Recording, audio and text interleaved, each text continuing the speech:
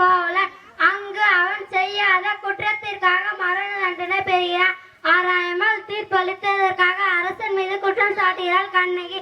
தன் கால் சிலம்பை கொண்டு தன் கணவன் கள்ளன் அல்ல என்பதை உணர்த்துகிறார். அரசனுக்கும் கண்ணகிக்கும் நடைபெறும் உரையாடலை இங்கு காண்போம்.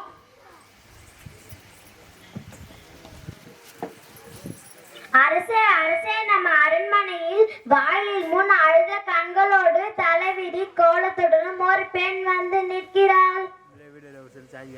அப்படி அந்த பெண்ணுக்கு என்ன துயரமோ கேட்டாயா? கேட்டேன் மன்னவா, அதை பற்றி தான் உங்களிடம் கூற வேண்டும் என்று சொல்கிறாள். அவள் உங்களிடம் நீதி கேட்டு வந்திருக்கிறாள். நீதி கேட்டு வந்துடலையா? சரி, அந்த பெண்ணை உள்ள அனுப்பு. ஆண்டவரும் சாண்டவரும் என்று காவிரியை மன்ன வீட்டிற்கு அரசருக்கு நோயா கண்ணகி. இளங்கோடி போன்ற பெண்ணை அழுத கண்ணோடு எம்மை காணுமே யார்? உனக்கு என்ன வேண்டும்? ஆராயாது நீதி வழங்கிய மன்னா, என்னையா யார் என்று கேட்கிறார். சொல்கிறேன் கேள்.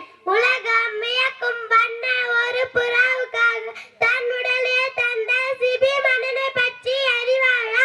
பார், போற்றும் மக்கள் பசுவை தேவமென வணங்க அதன் கன்றை தேர்காலிற்று கொன்றது தன் மகனையும் தேர்காலிற்று கொன்றானே மனுநீதி சோழன், அதனையும் பற்றி அறிவாயா?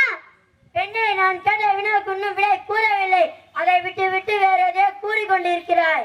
இழப்பின் அருமை தெரியாத மன்னனே, என் நிலை அறியாமல் தானே நீ இப்படி பேசுகிறாய். நான் இதுவரை கூறிய பெருமிக்க சோழ மன்னர்கள் வாழ்ந்த புகார் நகரமே எனது ஊர்.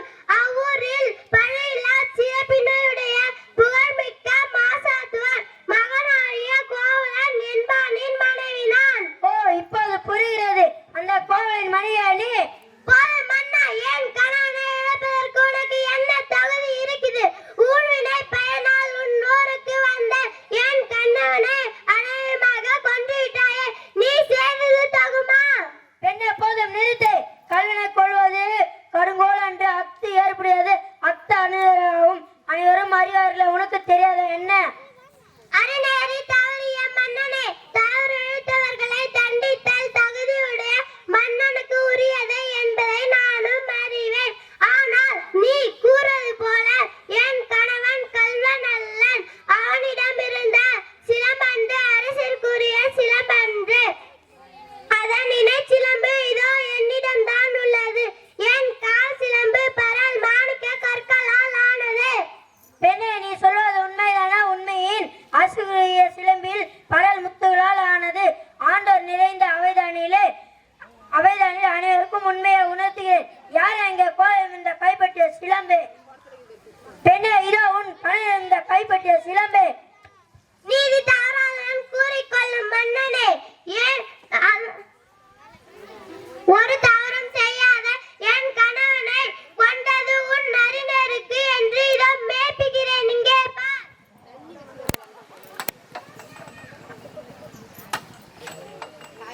தவறித்து விட்டேனே. சொல் கேட்டு பெருமையா செய்தேனே.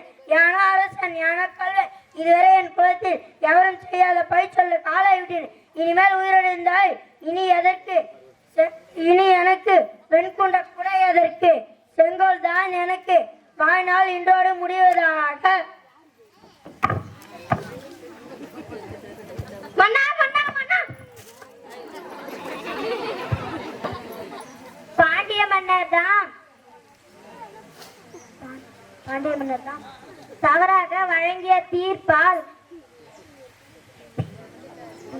உண்டான பழச்சொல்லுக்கு அஞ்சு அரண்மனையிலிருந்து தரை மீது இறந்து படுகிறார். அதாவது நம்ம நாட்டோட ஒரு பெருமை. அறநெறி தவறி நம்ம ஒரு அரசாட்சி செய்துட்டோம்னா நம்ம உயிர் வாழக்கூடாதுன்றது அந்த நாள்ல வாழ்ந்த அரசர்களோட நீதி. அதை இந்த குழந்தைங்க இங்க அற்புதமா நடிச்சு காமிச்சாங்க. இந்த குழந்தைங்களுக்கு அற்புதமா ஒரு கரகோஷத்தை நம்ம எழுப்பிடலாம்.